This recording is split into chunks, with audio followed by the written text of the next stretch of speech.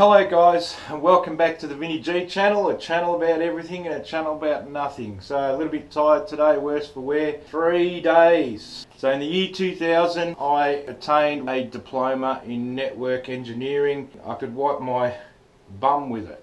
It was basically something that was paid for by one of my employers, a government incentive thing, you know, the way for the government to make money and companies to make money. But I do have a certain skill sets in regards to computer networking, network engineering and all that sort of stuff. I did what I would call an in-depth analysis of devices, and I'm here to talk about them basically and what I found. You have to look at what you're up against, and that will give you a rough idea of their knowledge set. So I'm looking at a company that made $1.6 billion profit last year. So are they going to be secure? Hell yeah. In networking, what you have is in the 80s, a bunch of guys got together. They needed to create and develop a model for communications that would stand firm against all other disreputes, disregards and questionings to communicating on open systems. So these guys developed what was called the Open Systems Interconnect, and it is a guideline. The 7 layers of the OSI are detrimental for any kinds of communications between devices, between networks, between nodes. We'll call them nodes, which is devices. So the OSI was developed, and there's 7 layers in the OSI. OSI is short for Open Systems Interconnect.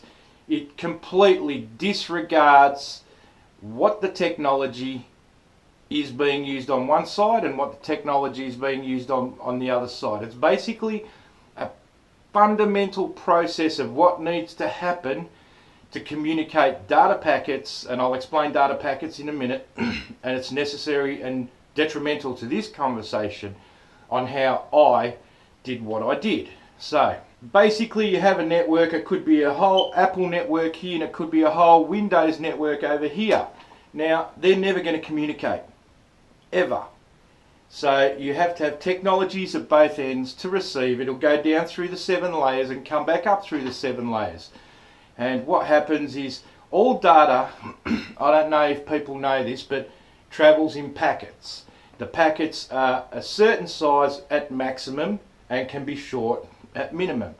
Now in a data packet, you know, you have this misconception that, oh yeah, nah, people can't find out if I've done this, done this, done. Once you're on the internet, you have a digital footprint, I'm sorry to say. You can go through VPNs and all that sort of stuff, which are virtual private networks, but if the feds decide to raid your ass, they grab your machine, it's completely traceable. Okay, simple as that. So when you're trying to access a device like this, you first have to find the gate. So on the Phantom 3S there's 3 gates. Okay, I'll call them 3 straight up, okay, that I analysed. 1 being the USB connection directly to the body, 2 being the SD card port, and 3 being the wireless system.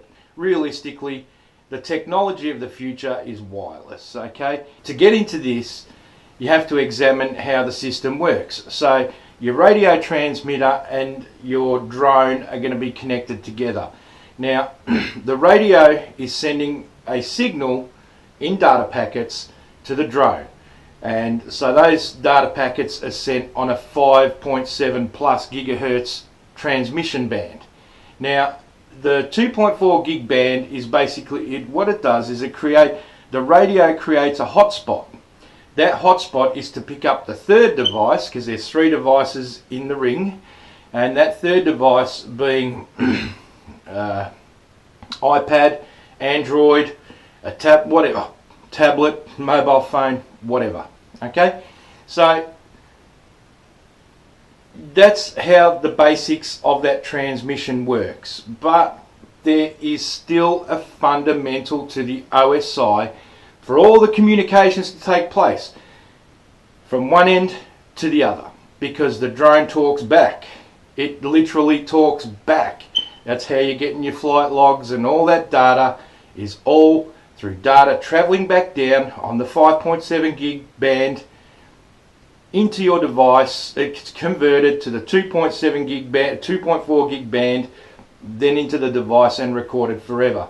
Now, the only perceivable way that I could get the alarm bells to ring once I approached the door was to try and take it down. And I'll let you hear the alarm bells in this video. What happened then is, I went against all the fundamentals of what they tell you to do with this drone. Don't switch it off while updating. Don't switch it off while downgrading.